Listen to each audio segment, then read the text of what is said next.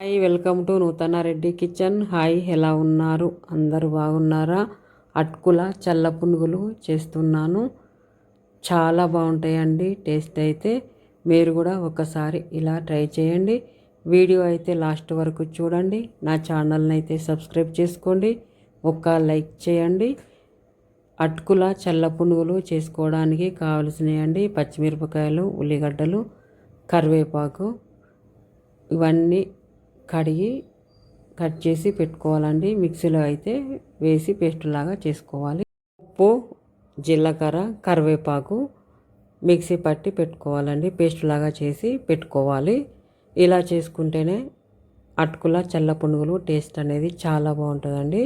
ఇలా పేస్ట్ లాగా వద్దు అనుకుంటే ఉల్లిగడ్డలు, పచ్చిమిరపకాయలు, కరివేపాకు సన్నగా కట్ చేసి వేసుకోవాలి. ఎలా చేసుకున్నా కానీ చల్ల పునుగులు అనేది టేస్ట్ అనేది చాలా బాగుంటుందండి. ఇలా మిక్సీ పట్టి పెట్టుకోవాలి. ఇలా పేస్ట్ లాగా చేసుకోవాలండి. ఇలా పేస్ట్ లాగా చేసుకుంటేనే పిల్లలు అయితే చాలా ఇష్టంగా తింటారండి అటుకుల చల్ల పునుగులను. అయితే ఏదన్నా ఒక చట్నీ చేసుకొని అటుకుల చల్ల పునుగులు తింటాము అనుకుంటే పచ్చిమిరపకాయలు అయితే తగ్గించి వేసుకోవాలండి. తక్కువ పచ్చిమిరపకాయలు వేసుకొని పేస్ట్ చేసి పెట్టుకోవాలి. అటుకులు అయితే కొలతతో తీసుకోవాలి. స్టీల్ డబ్బా, ఈ డబ్బాతో అయితే 2 అటుకులు అయితే పోస్తున్నానండి. 2 డబ్బాలకి ఒక డబ్బా మైదా పిండి కానీ గోధుమ పిండి కానీ తీసుకోవాలి. ఏది తీసుకున్నా సరే అండి. ఏదైనా కొలతతో అయితే ఉండాలి. గ్లాస్ అయినా సరే అండి. 2 గ్లాసుల అటుకులకి 1 గ్లాసు మైదా పిండి అయినా గోధుమ పిండి అయినా తీసుకోవాలి. ఏదైనా సరే అని కొలతతో అయితే తీసుకోవాలి. అటుకులను అయితే ఒకసారి కడిగి వాటర్ అయితే పారవేయాలి. మైదా పిండి కానీ గోధుమ పిండి కానీ 1 డబ్బా తీసుకుంటున్నానండి. గోధుమ పిండి అయితే తీసుకుంటున్నాను. మైదా పిండి అయినా తీసుకోవచ్చండి. గోధుమ పిండి అయితే తీసుకొని ఇలా కలుపుకోవాలండి. 1 డబ్బా పెరుగు అయితే పోసుకోవాలి. నేను స్టీల్ డబ్బాతో కొలుసుకున్నా కదా, అదే డబ్బాతో 1 డబ్బా అయితే పెరుగు పోసుకోవాలి. పోసుకొని కలుపుకోవాలి. కలుపుకొని 10 నిమిషాలు మూత పెట్టి పెట్టుకోవాలి.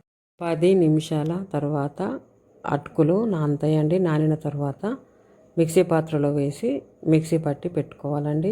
పేస్ట్ లాగా చేసుకోవాలి. అలా చేసుకుంటేనే అటుకుల చల్ల పునుగులు టేస్ట్ అనేది చాలా బాగుంటుందండి.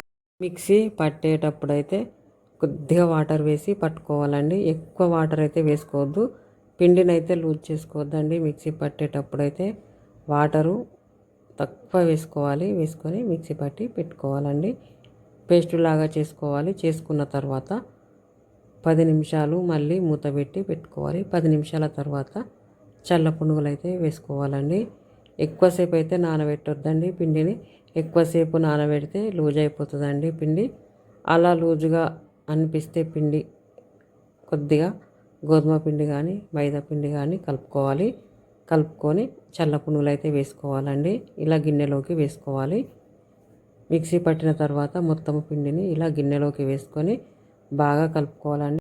స్టవ్ ఆన్ చేసుకొని ముకుడైతే పెట్టుకొని డీప్ ఫ్రైకి సరిపడా నూనె అయితే పోసుకోవాలండి. వేడిన తర్వాత ఇలా చల్ల పునుగులు వేసుకోవాలి. పిండి కలిపేటప్పుడు అయితే కొద్దిగా వంట సోడా అయితే వేసుకోవాలండి. వేసుకొని కలుపుకోవాలి.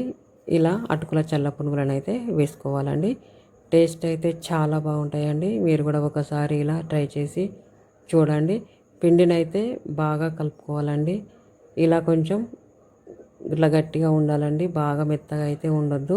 మెత్తగా ఉంటే అయితే అట్లా చల్ల పునుగులు అనేటివి రావండి.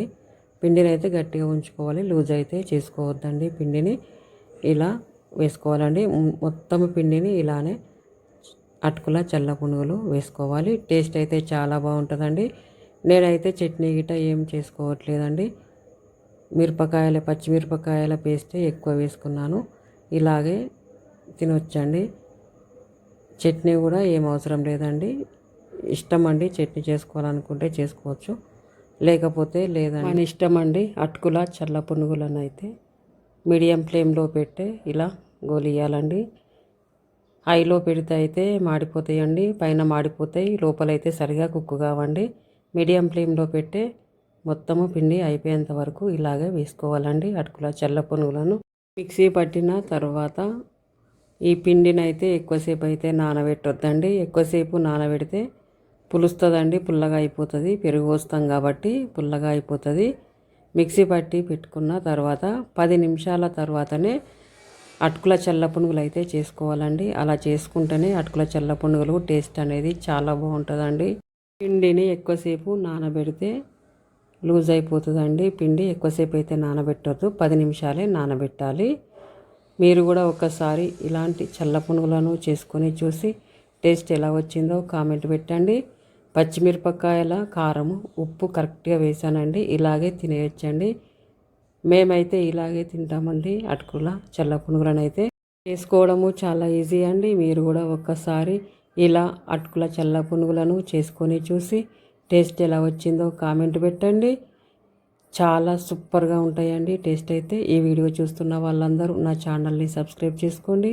ఒక్క లైక్ చేయండి, షేర్ చేయండి, ఆల్ బెల్ ఐకాన్ని ప్రెస్ చేయండి. బాయ్ అండి.